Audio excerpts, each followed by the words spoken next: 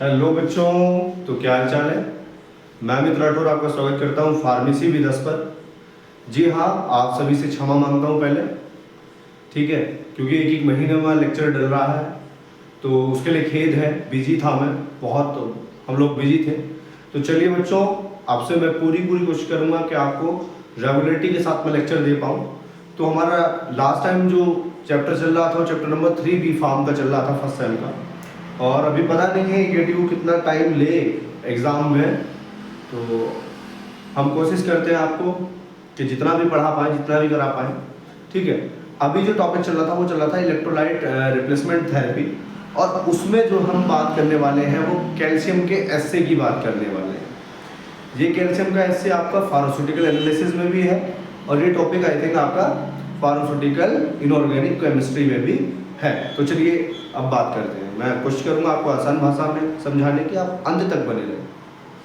चलिए, तो एस्से, पहली बात तो जहां दिमाग में एस्से आए वहां आप टाइट्रेशन जरूर रखना। मैं आपको एक देसी मेथड बता रहा हूँ कि एस्से जो लगाऊंगा मैं मैक्सिमम जो लगाऊंगा वो मैं टाइट्रेशन के थ्रू लगाऊंगा। जैसे हम पैरासीटामोल के एस्से लगाते हैं बच्चों, उसमें हम क्या करते हैं, बैक टाइट्रेशन मेथड का यूज़ करते हैं। ठीक उसी तरीके से हम जो है यहाँ पर जब कैल्शियम ग्लूकोनेट की बात करते हैं तो कैल्शियम ग्लूकोनेट के अंदर भी हम टाइट्रेशन की मदद से ऐसे लगाते हैं। तो इसका प्रिंसिपल किस पे बेस्ड है, कॉम्प्लेक्सोमेट्रिक टाइट्रेशन पे बेस्ड है। तो आपको पता है कॉम्प्लेक्सोमेट्रिक टाइट्रेशन पे अगर इसके ऐसे का प्रिंसिपल बेस्ड है तो कहीं ना कहीं इसमें EDTA यूज होगा। ठीक है, समझ में आ गया, EDTA यूज होगा, आपको पता है ये, ठीक है। अब कहीं ना कहीं जब ये यूज होगा तभी तो कॉम्प्लेक्सोमेट्रिक टाइट्रेशन पे बेस्ड है, इसका प्रिंसिपल आधारित है। चलिए अभी बात करते हैं कैसे क्या होगा। आप क्या करेंगे, 0.5 ये प्रोसीजर है, इसको लिख देना, यहाँ लिख रहा हूँ, सॉरी, प्रोसीजर है 0.5 gram of sample dissolve in a warm water. हम क्या करेंगे, ये वार्म वाटर ले लिया और इसमें आप 0.5 ग्राम सैंपल जो कैल्शियम ग्लूकोनेट का है उसको आप डिसॉल्व कर लेंगे, जो हमारा सैंपल है, और फिर उसको हम कूल कर लेंगे, वार्म करके कूल कर लेंगे, वार्म करके कूल कर लेंगे। ठीक है, वार्म करके जब आप कूल कर लेंगे फिर आप उसमें ऐड करेंगे 5.0 ml MgSO4। समझ में आई? MgSO4 का मतलब है मैग्नीशियम सल्फेट।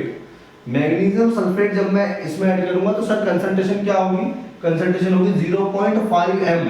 मतलब हम सॉल्यूशन बनाते हैं, आपको पहले से 12th क्लास में पता है मोलरिटी, मोल फ्रैक्शंस वगैरह वगैरह।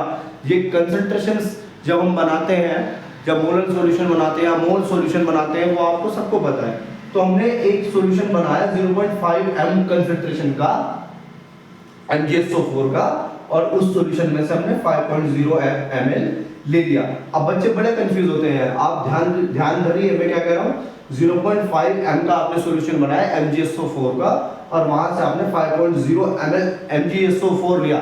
ये तो कंसंट्रेशन थी बच्चों, कंसंट्रेशन थी। ठीक वैसे ही जैसे हम इतने ग्राम डाल देते हैं चीनी के, 5 ग्राम चीनी डाल दी हमने वाटर में, उस कंसंट्रेशन में, उस प्रोपोर्शन में, वो बात कर रहे हैं। ठीक है, अभी क्या करेंगे, जब आप ऐड कर देंगे इसको, फिर आप क्या करेंगे, 10 ml of strong ammonia solution and 10 ml of strong ammonia solution भी आप ऐड कर देंगे। ठीक है, जब आप इसमें ऐड कर देंगे, जब ये सब ऐड कर देंगे 5.0 ये और 10 ml of strong ammonia solution ये, अब क्या होगा, टाइट्रेंट क्या होता है सर इसमें, टाइट्रेंट इसमें बेटा आपको पता है क्या होता है, डाइसोडियम ADTA होता है इसमें, जो आपका वो होता है टाइट्रेंट जो होता है। टाइट्रेंट को हम क्या बोल सकते हैं, स्टैंडर्ड सॉल्यूशन बोल सकते हैं। स्टैंडर्ड सॉल्यूशन मतलब जिसकी कंसंट्रेशन हमें नॉन होती है, इसकी कंसंट्रेशन हमें नॉन है बच्चों। ठीक है, और इसमें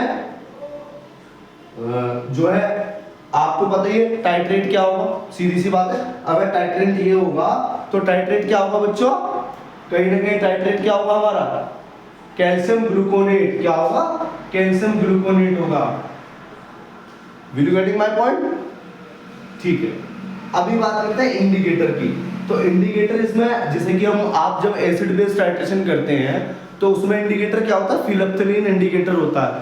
फिलप्थलीन इंडिकेटर क्या करता है, जैसे जैसे आप टाइट्रेशन, जब इंडिकेटर आप डालते हैं टाइट्रेशन उसमें टाइट्रेट में पहले, और उसको जैसे जैसे ऊपर से जो आपकी ब्यूरेट है, ब्यूरेट से जैसे जैसे बूंद बूंद करके आपका टाइट्रेंट का जो डलता रहता है, और एक टाइम के बाद में उसमें क्या होता है, कलरलेस हो जाता है, तो वो एंड पॉइंट हो जाता है, वो कहीं ना कहीं उसका एंड पॉइंट हो जाता है। ठीक है, इसी तरीके से हम एंड पॉइंट में क्या मिलेगा हमें, जब तक डीप ब्लू कलर ना हो जाए, जब तक डीप ब्लू कलर ना हो जाए, जब तक आप टाइट्रेशन करते रहेंगे।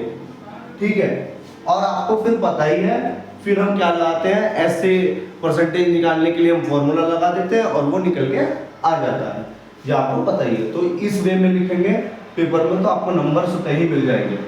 दूसरा कि सर आप अब ये बताएं कि अब मैंने जैसे कि बताया, अब जैसे कि मैंने बताया बच्चों आपको कि कंडीशन क्या होनी चाहिए। कंडीशन आपको पता है, ड्यूरिंग सर्जरी, सर्जरी में कैल्शियम ग्लूकोनेट के साथ में हम इलेक्ट्रोलाइट की कॉम्बिनेशन में हम इसको दे सकते हैं टू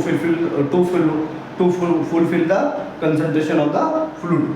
ठीक है, when patient is unable to take the normal diet, जब पेशेंट नॉर्मली डाइट नहीं ले सकता तब। और तीसरा माल न्यूट्रिशन, माल न्यूट्रिशन मतलब उसको उतना न्यूट्रिशन नहीं मिल पा रहा जो उसको चाहिए था। तो ये आपको समझ में आया होगा, ये आपको समझ में आया होगा।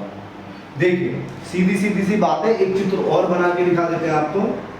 जब आप मोटा मोटा ध्यान रखिए, यहाँ पे मोटा मोटा तौर पे ध्यान रखिए, जब भैया आपने पहले कॉम्प्लेक्सोमेट्रिक टाइट्रेशन की बात करी, एक बार रिवाइज करा देते तो एडीटीए का तो यूज होगा, क्लियर बात है।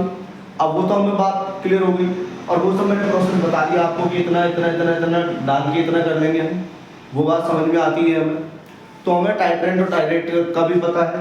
आपको पता है कि अगर मैं एसिड बेस टाइट्रेशन की बात करूं, चलो इसे छोड़ देते हैं, ब्यूरेट में हम यहाँ पे कहीं ना कहीं डाइल्यूट एसिड कर लेते हैं, और नीचे के साइड में जो हमको टाइट्रेट चाहिए वो कर लेते हैं, और फिर जब ये गिरता है इंडिकेटर हम पहले मिलाते हैं, इंडिकेटर हम उसमें पहले मिलाते हैं।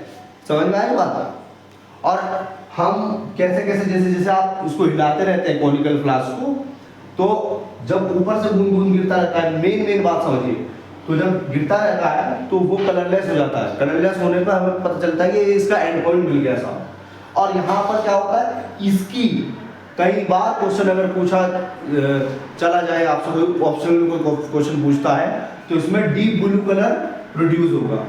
क्या होगा, इसमें कॉम्प्लेक्सोमेट्रिक टाइट्रेशन पर आधारित है, और कहीं ना कहीं एंड पॉइंट का हमें पता चल जाएगा कि डीप ब्लू मिल गया तो इसका एंड पॉइंट आ गया।